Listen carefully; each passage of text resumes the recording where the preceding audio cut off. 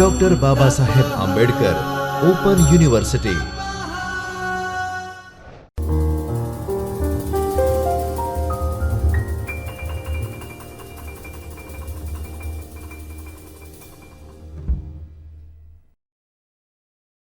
નમસ્તે વિદ્યાર્થી મિત્રો, ડૉક્ટર બાબા સાહેબ આંબેડકર ઓપન યુનિવર્સિટીના શિક્ષણશાસ્ત્ર વિભાગમાં ચાલતા બીએડ ઓડીએલ અભ્યાસક્રમના દ્વિતીય વર્ષના પેપર ક્રમાંક ES 221 જીવન કૌશલ્યો માટેનું શિક્ષણની વાત આપણે કરતા હતા.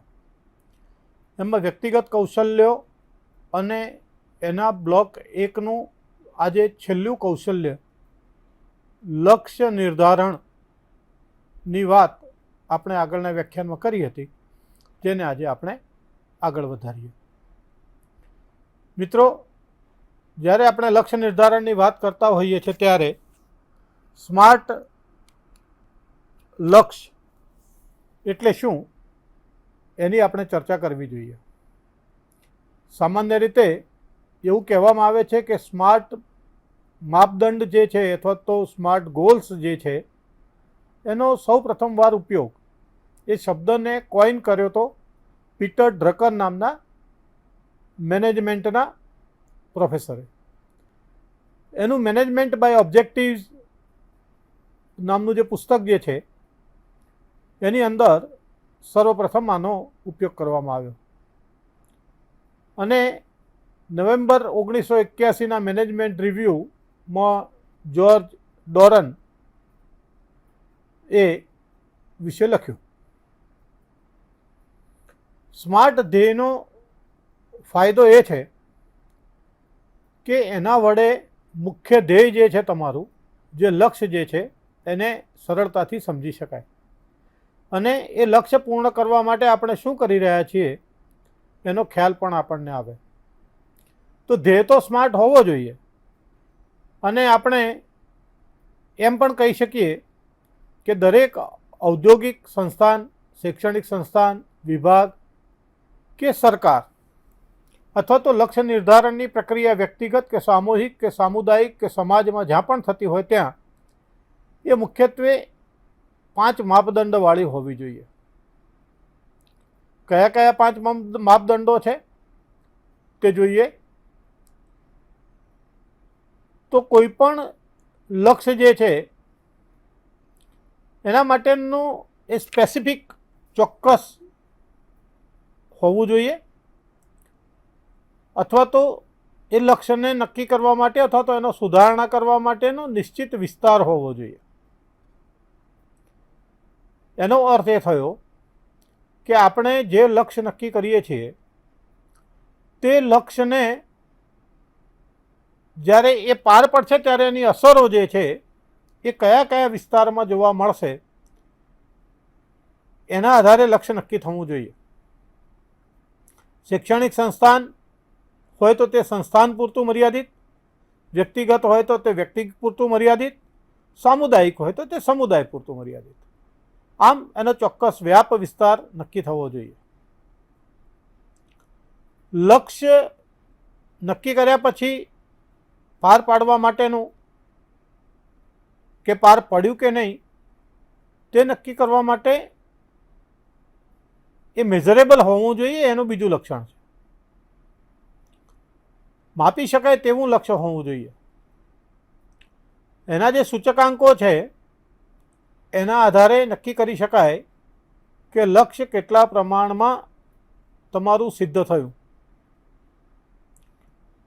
થયું, ન થયું, અંશતઃ થયું, પૂર્ણતઃ થયું અથવા તો બિલકુલ ન થયું. આ માપદંડના આધારે એ માપી શકાય તેવું હોવું જોઈએ. ત્યાર પછીનું ત્રીજું એનું મુખ્ય લક્ષણ જે છે તે લક્ષ્ય એચિવેબલ એટલે કે સિદ્ધ થઈ શકે તેવું હોવું જોઈએ. લક્ષ્યના અંતે જે પરિણામ મળે છે તે પરિણામ શક્ય હોવું જોઈએ. અર્થાત જે લક્ષ્ય સિદ્ધ ના થઈ શકે તેવું હોય જે કલ્પના માત્રથી હોય, વાસ્તવિકતામાં એના માટેનું વાતાવરણ, એના માટેનું ક્ષેત્ર ન હોય તો તે લક્ષ્ય આપણે પાર પાડી શકતા નથી. જેમ કે કોઈ યુએફઓની શોધ કરવી, અનઆઇડેન્ટિફાઈડ ઓબ્જેક્ટિવ્સની આપણે શોધ કરવી હોય તો તે શક્યતાના દાયરામાં બહુ ઓછું હોય છે. તો આવું લક્ષ્ય નક્કી કરવું એ અઘરું હોય. લક્ષ્ય જે છે એનો ચોથો માપદંડ જે છે તે એ રિલેવન્ટ હોવું જોઈએ, મુખ્ય હેતુ સાથે સંબંધિત હોવું જોઈએ. અર્થાત લક્ષ્ય નિર્ધારણની જે પ્રક્રિયા જે છે તે મુખ્ય હેતુને પાર પાડવા માટે આપણે ટૂંકા ગાળાના, લાંબા ગાળાના કે અંશતઃ ગાળાના લક્ષ્ય નિર્ધારિત કરતા હોઈએ છીએ. લક્ષ્ય એ બીજા કોઈ નહીં પણ મુખ્ય ધ્યેય સુધી પહોંચવા માટે, મુખ્ય હેતુ સુધી પહોંચવા માટે નાના નાના કાર્યના પગથિયાઓ છે. અને એ પગથિયા આપણે સર કરતા જઈએ ત્યારે મુખ્ય હેતુ સાથે પહોંચી શકાય છે, મુખ્ય હેતુને સિદ્ધ કરી શકાય. જો લક્ષ્ય મુખ્ય હેતુ સાથે સંબંધિત ન હોય અને એ લક્ષ્ય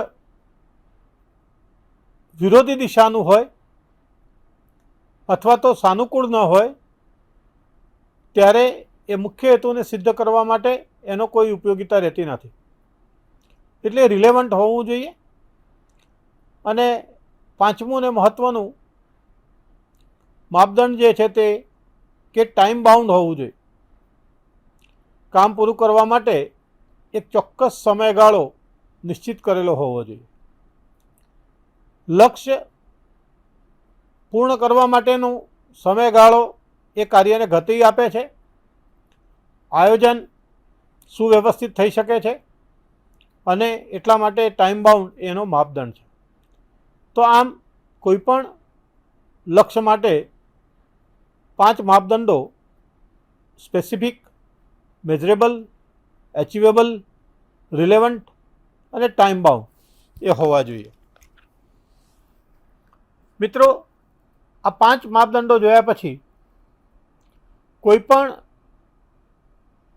સ્પેસિફિક ધ્યેય જે છે ચોક્કસ, એને આપણે વિગતે સમજીએ કે ધ્યેય સ્પષ્ટ અને ચોક્કસ હોવો જોઈએ. ધ્યેય સર્વમાન્ય એટલે કે સર્વ સ્વીકૃત હોવો જોઈએ. ધ્યેય અસ્પષ્ટ અને મોઘમ ન હોવો જોઈએ. જ્યારે એનો મતલબ એ કે ધ્યેય સ્પષ્ટ, અસંદિગ્ધ અને તેના અર્થમાં કોઈ ફેરફાર, કલ્પના કે હસી કાઢવાનો સવાલ ઊભો થતો નથી. ધ્યેયને સ્પષ્ટ બનાવવા માટે જે જૂથ કાર્યમાં આપણે કામ કરતા હોઈએ એ જૂથના તમામ સભ્યોને જણાવવું જોઈએ કે તે શા માટે મહત્ત્વપૂર્ણ છે. એ ધ્યેય પ્રાપ્તિ માટે આગળ વધવાથી, એ લક્ષ્યની પ્રાપ્તિ થયેથી મુખ્ય ધ્યેય જે છે તમારો અથવા તો જે હેતુ જે છે એને પાર પાડવામાં કેટલું મદદરૂપ બનશે એનું મહત્ત્વ આપણે સમજાવવું જોઈએ. એમાં કોણ સામેલ છે, કઈ જગ્યાએ કાર્ય કરવાનું છે, કયા કયા કૌશલ્યોની જરૂર પડશે.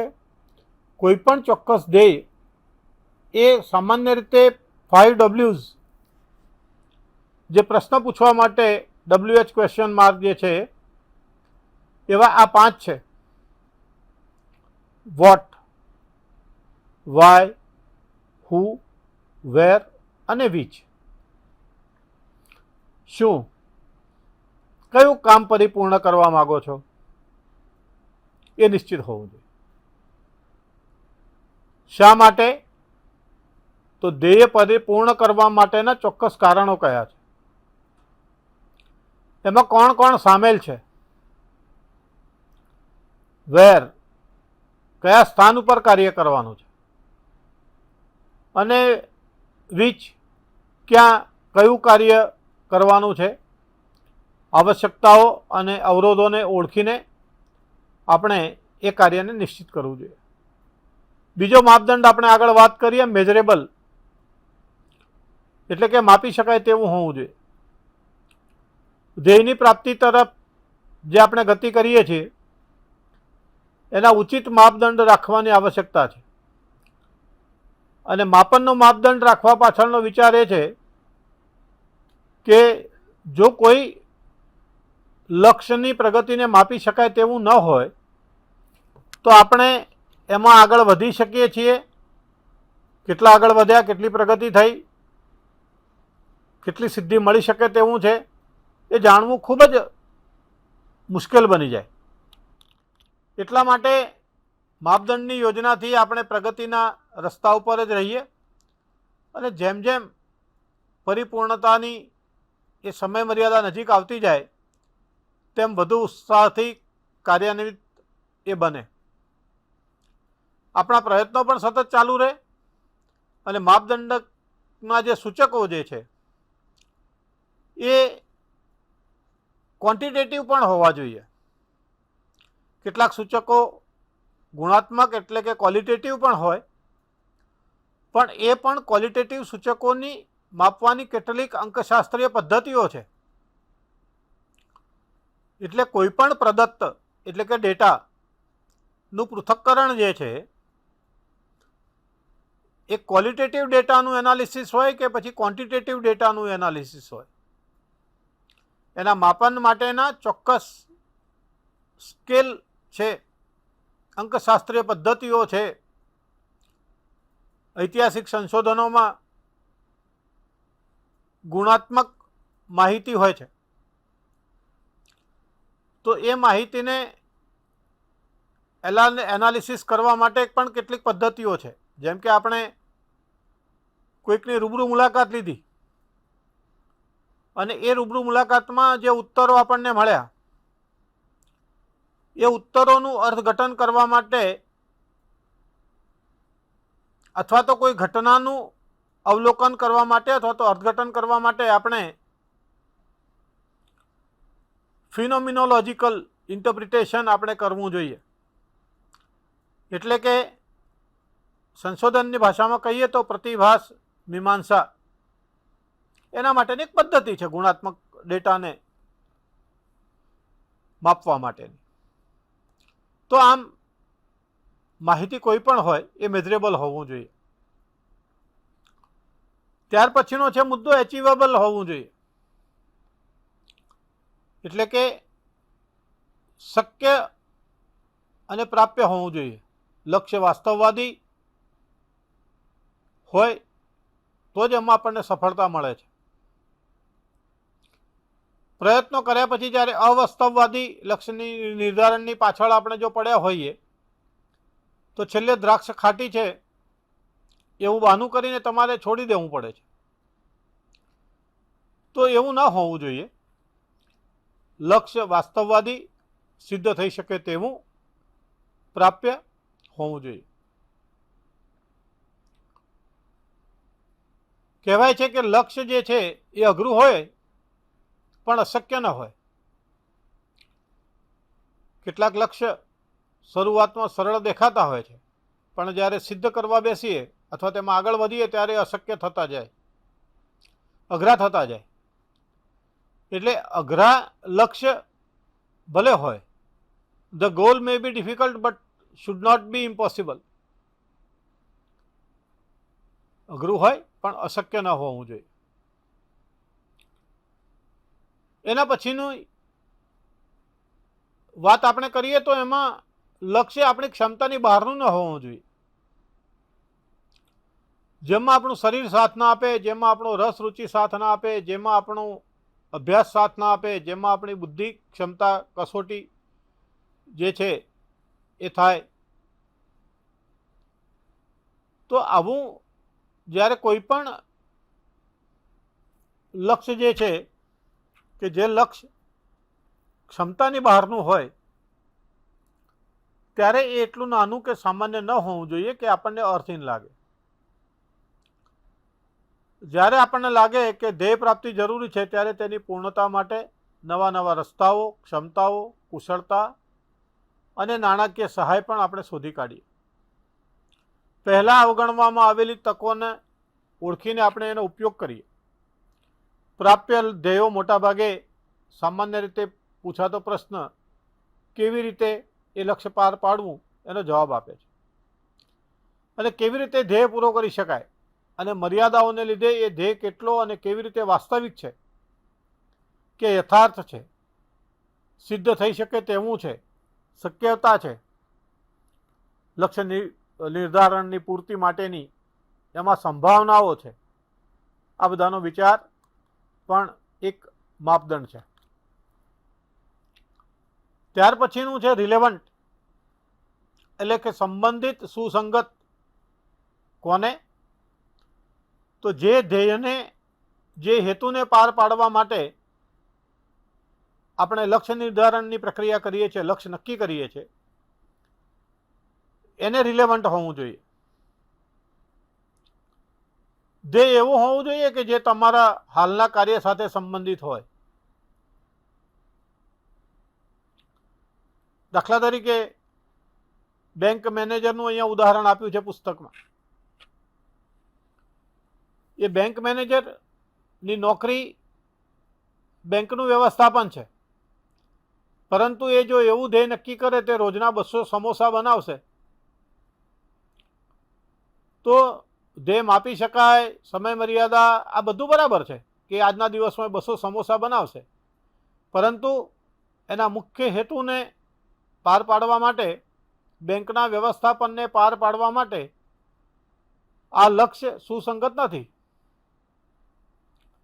એટલે જે કોઈ ઉમદા હેતુને પાર પાડવા માટે લક્ષ્ય નિર્ધારણની પ્રક્રિયા કરવામાં આવે છે એને સુસંગત હોવું જોઈએ. કોઈ વખત મોટું લક્ષ્ય પાર પાડવા માટે આપણને અન્યના સમર્થનની પણ જરૂર પડે. સમર્થન એ પ્રતિચાર રૂપે હકારાત્મક હોય, ગુણવત્તાયુક્ત હોય, માર્ગદર્શન સ્વરૂપે હોય તો એ કામમાં લાગે છે.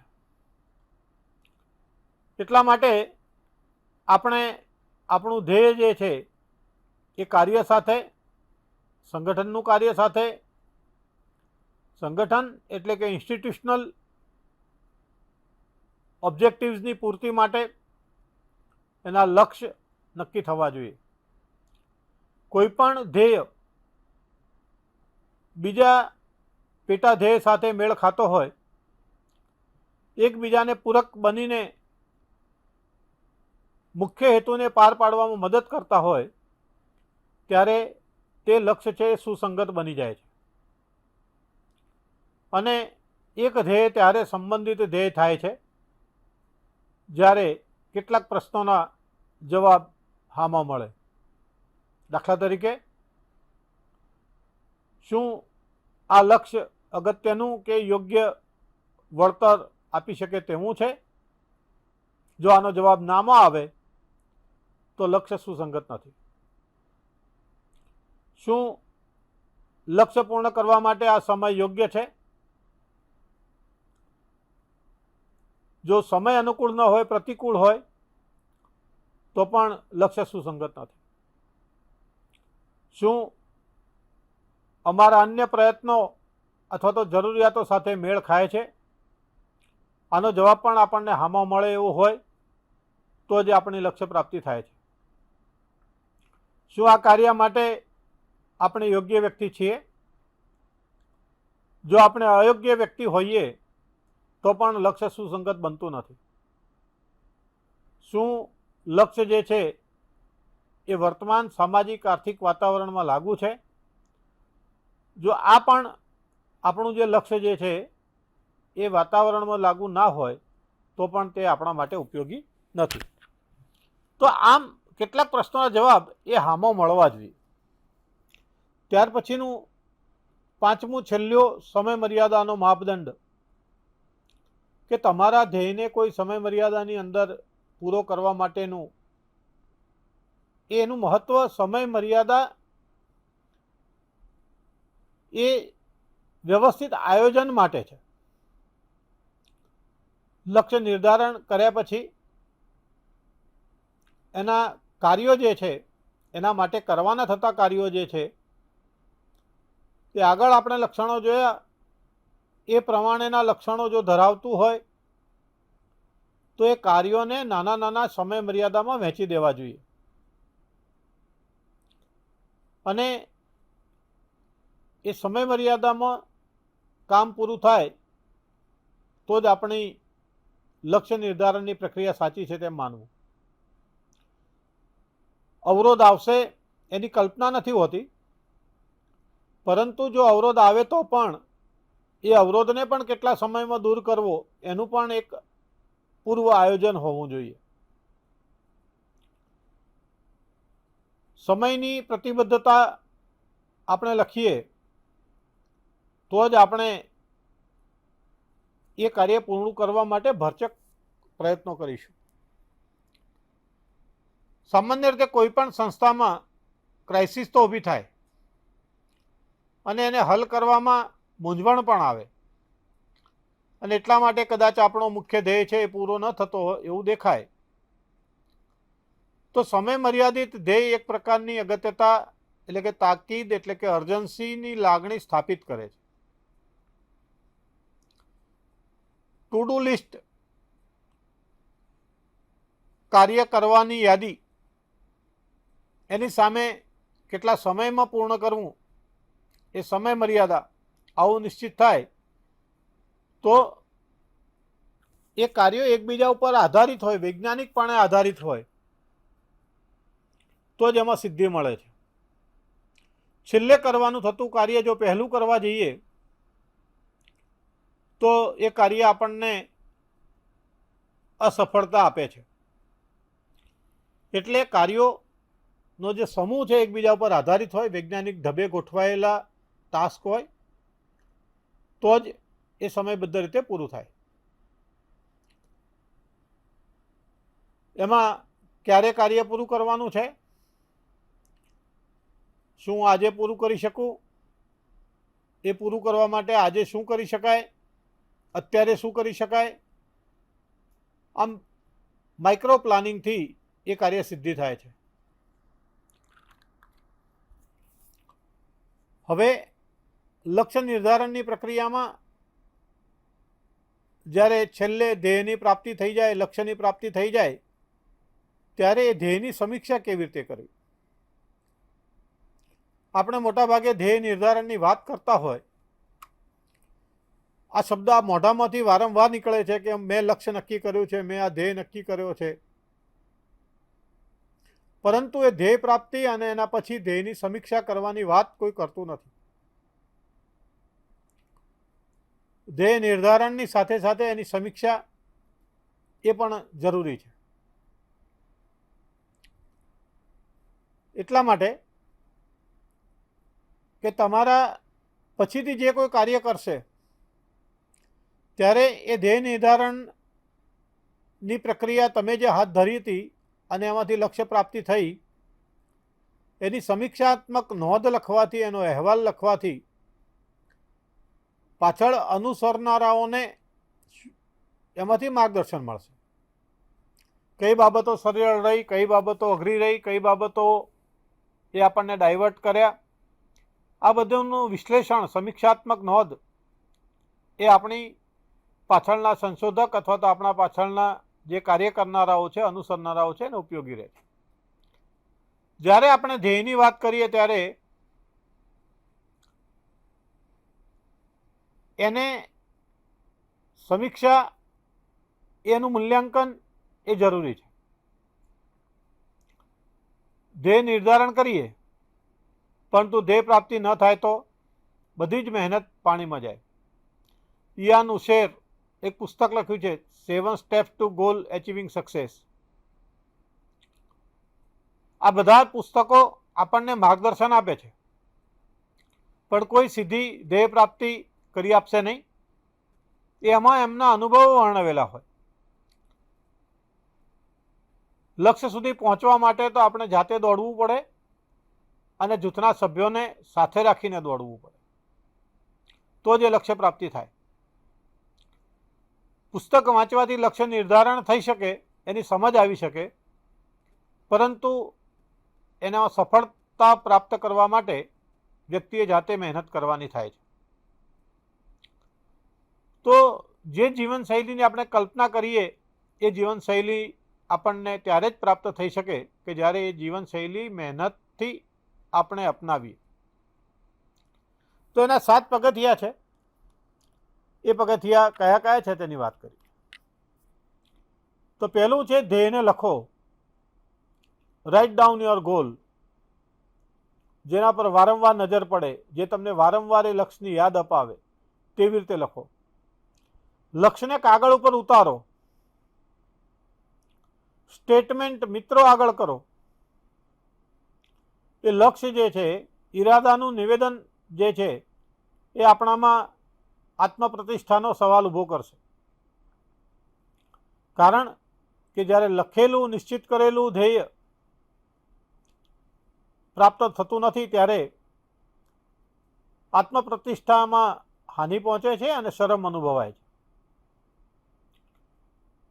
જો મનમાં ને મનમાં લક્ષ્ય નક્કી કરીએ અને એને કાગળ ઉપર ન ઉતારેલું હોય ક્યાંય, એટલે કે જાહેર ન કર્યું હોય, પ્રદર્શિત ન કર્યું હોય, નિવેદન ન કર્યું હોય, તો ક્યારે એ લક્ષ્ય પૂરું ન થાય ત્યારે મનમાં એક પ્રકારની ગ્લાનિ રહે. પેલું તો તમે જ્યારે એને કાગળ ઉપર ઉતાર્યું હોય, જાહેર કર્યું હોય, નિવેદિત કર્યું હોય ત્યારે એ લક્ષ્ય માટે તમે ચિંતિત બનો છો અને પ્રતિષ્ઠાન ન જાય એના ભયથી પણ તમને એ કાર્યમાં વેગ મળે છે. સમય મર્યાદા, સમય સમાપ્તિ, સેટ અ ડેડલાઇન, કે જ્યારે એ કામ પૂરું કરવાનું હોય તો ક્યારે પૂર્ણ કરવાનું છે એની નોંધ કરવી જોઈએ. અલગ અલગ નાના ટાસ્ક હોય તો એ પ્રમાણે, મોટા ટાસ્ક હોય તો એ પ્રમાણે, એમાં કામ કરનારા જૂથના સભ્યોની સંખ્યા, આ બધા પરિબળો છે. એને ધ્યાનમાં રાખીને સમય મર્યાદા સામૂહિક રીતે નક્કી કરવી જોઈએ. જ્યારે એમ લાગે કે જૂથના સભ્યો એને ખોટી લંબાવે જાય છે ત્યારે જૂથના નેતા તરીકે તમારે એની સમય મર્યાદા આપવી જોઈએ. ધ્યેય ઉપર પહેલેથી જ માનસિક આયોજન શરૂ કરવું જોઈએ. Work on your mindset. ધ્યેય પ્રાપ્તિની શરૂઆત કરતા પહેલા કે ઉત્સાહ પ્રક્રિયામાં બહુ કામ આવશે હકારાત્મક અભિગમ અપનાવો અને વિચારો કે ગ્લાસ ઇઝ હાફ ફૂલ, એનો અર્થ એ થયો હાફ એમ્પ્ટી. પણ હાફ એમ્પ્ટી એવું આપણે નથી વિચારતા. અડધો ભરેલો છે એ હકારાત્મક છે. હાફ એમ્પ્ટી વિશે વિચારીએ કે અડધો ખાલી છે તો એમાં પૂર્ણ કરી શકાય, ભરી શકાય તેની પણ આપણે આયોજન કરી શકીએ છીએ. અને આપણે આપણા કૌશલ્ય ઉપર, આપણે આપણી તાકાત ઉપર વિશ્વાસ રાખીને, આપણી આવડતો ઉપર વિશ્વાસ રાખીને આપણે એ કામ પાર પાડવું જોઈએ. જે ધ્યેય નક્કી કર્યું હોય એને પાર પાડવા માટે એ પ્રમાણેનું કૌશલ્ય પણ કેળવવું જોઈએ.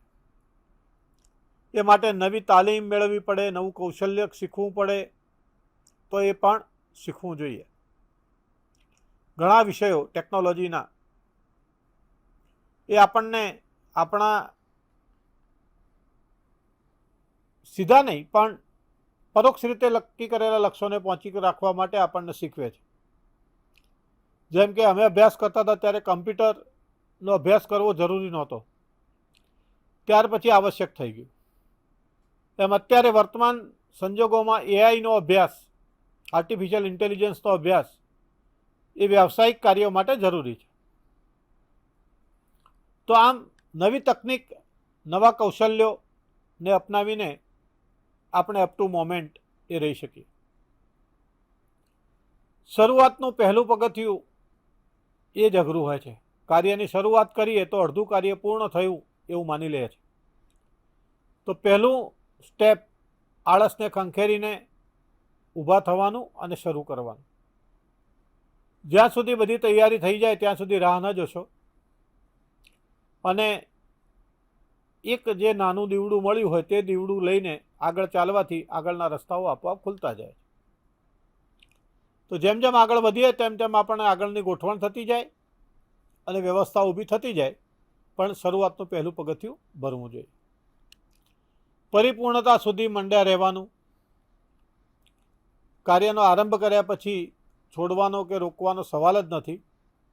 કોઈ અવરોધો આવતા હોય તો એનો દ્રઢતાથી સામનો કરો. હંમેશા અંતિમ પરિણામ પર ધ્યાન આપો. ઉત્સાહને જાળવી રાખો અને આગળ વધવાનું ચાલુ રાખો. વિવેકાનંદજીએ કહ્યું છે કે ઉઠો જાગો અને ધ્યેય પ્રાપ્તિ સુધી મંડ્યા રહો. તો લક્ષ્ય પ્રાપ્તિ ન થાય ત્યાં સુધી આપણે આપણા પ્રયત્નો એ છોડવા જોઈએ નહીં. ઘણી વખત આપણા પ્રયત્નો નિષ્ફળ લાગે તો કોઈ પ્રયત્ન નિષ્ફળ હોતો નથી. એ અનુભવ પૂરો પાડે છે અને 99 પ્રયત્નો નિષ્ફળ જાય ત્યારે એટલું તો ખરું કે આ 99 પ્રયાસોથી આ પ્રકારનું લક્ષ્ય સિદ્ધ થતું નથી, એટલો અનુભવ તો મળે છે. આવી હકારાત્મકતા સાથે આગળ વધવું જોઈએ. જાતને બિરદાવવાની, રિવોર્ડ યોરસેલ્ફ, સેલ્ફ મોટિવેશન એ જરૂરી છે. ધ્યેય પૂર્તિ માટે આત્મવિશ્વાસ અને આત્મગૌરવને ટકાવી રાખવા માટે, એમાં વૃદ્ધિ માટે આપણી જાતને આપણે જાતે બિરદાવવી જોઈએ. જ્યારે ગોલ સિદ્ધ થઈ જાય ત્યારે એનો રિવ્યૂ કરવો, એની પછીની સમીક્ષા કેવી રીતે થાય. સર્વપ્રથમ ધ્યેય પ્રાપ્તિ પછી થોડો સમય પોતાની જાતને આપો અને સંતોષનો આનંદ લો, એની ઉજવણી કરો. જરૂર હોય તો થોડોક આરામ પણ કરો અને પછી જે હકારાત્મક પરિણામો આવ્યા એનું અવલોકન કરો. સાથે સાથે બીજા ધ્યેય પ્રત્યે નજર કરો, એની પ્રગતિ ચકાસો અને જે કંઈ સફળતા પ્રાપ્ત થઈ છે એ સફળતાનો શિખરે પહોંચતા પહેલાં તમારા જે અનુભવો છે એ બીજા ધ્યેયો માટેની સફળતા સમય મર્યાદામાં મળે તે માટેનો અનુભવ કામમાં કરવું જોઈએ. હવે એક ધ્યેય પૂરો થયા પછી મુશ્કેલ ધ્યેયો માટે પણ જવાબદારી ઉપાડવા માટે તૈયાર હોવું જોઈએ. ધ્યેય પ્રાપ્તિ માટે ખૂબ જ સમય અને શક્તિની જરૂર પડી હોય તો થોડા આસાન અને સહેલા ધ્યેય પહેલાં લેવા જોઈએ. જલ્દીથી પૂરા થાય તો એમાં આત્મસંતોષ વધે છે. જે કંઈ અનુભવ મળ્યો તેનો ઉપયોગ કરો અને ક્ષમતામાં ક્યાંય ખોટ હોય, કાર્યશૈલીમાં કોઈ ખામી રહી ગઈ હોય તો એ ક્ષમતાઓને વિકસાવીને એ ખામીઓને દૂર કરીને પછી બીજા ધ્યેયો નક્કી કરવું જોઈએ અને આગળ વધવું જોઈએ. અને એમ કરવાથી આપણો સ્વવિકાસ થશે અને બીજા ધ્યેયો માટે વધુ સક્ષમ રીતે આપણે પુરવાર થઈ શકીશું. તો મિત્રો, લક્ષ્ય નિર્ધારણ અને લક્ષ્ય પ્રાપ્તિના આ એકમની ઝડપથી આપણે એનું મૂલ્યાંકન કરીએ તો સ્માર્ટ ગોલ અને સ્માર્ટ ગોલને પૂર્ણ કરવા માટેના પગથિયાની ચર્ચા આપણે કરી. આ એકમના આધારે કેટલાક પ્રશ્નો પણ પૂછી શકાય કે સ્માર્ટ ધ્યેય એટલે શું, ધ્યેય પ્રાપ્તિ પછીની સમીક્ષા કેવી રીતે કરી શકશો. તો આ પ્રકારના પ્રશ્નોની તૈયારી પણ આપણે કરવી જોઈએ. એકમને અંતે કેટલીક પ્રવૃત્તિઓ પણ આપી છે પાઠ્યપુસ્તકમાં, તેનો પણ આપ અભ્યાસ કરી અને એને પ્રવૃત્તિઓ હાથ ધરજો. કેટલીક ચર્ચાઓના મુદ્દા છે, એ ચર્ચાના મુદ્દા તમે તમારા જૂથમાં સહાધ્યાયીઓ સાથે એ ચર્ચામાં એ મુદ્દાઓને લઈને આ એકમને સમજવા માટે તમારી સમજને વધારે ધારદાર બનાવજો. પ્રગતિ ચકાસવાના ઉત્તરો પણ છેલ્લે આપેલા છે, તેનું આપણે જોઈશું. એના પછી સંદર્ભ વાંચન, જો આ લક્ષ્ય નિર્ધારણ અને લક્ષ્ય પ્રાપ્તિ માટેના એકમની જે આપણે વાત કરી એના માટે કેટલુંક સંદર્ભ વાંચન પણ આપેલું છે. એ પુસ્તકોનો અભ્યાસ પણ આપ કરી શકો. તો મિત્રો, આજે બસ આટલું જ. આજે આપણે જે અભ્યાસ કર્યો એની સાથે ES 221 જીવન કૌશલ્યો માટેના શિક્ષણના બ્લોક 1 નું વિષય વસ્તુ આ વ્યાખ્યાન સાથે પૂર્ણ થાય છે. આવતી વખતે આપણે ES 221 જીવન કૌશલ્યો માટેના શિક્ષણના બ્લોક 2માં દર્શાવેલા જીવન કૌશલ્યો વિશેની વાત કરીશું. નમસ્કાર. स्वाध्यायः परमम्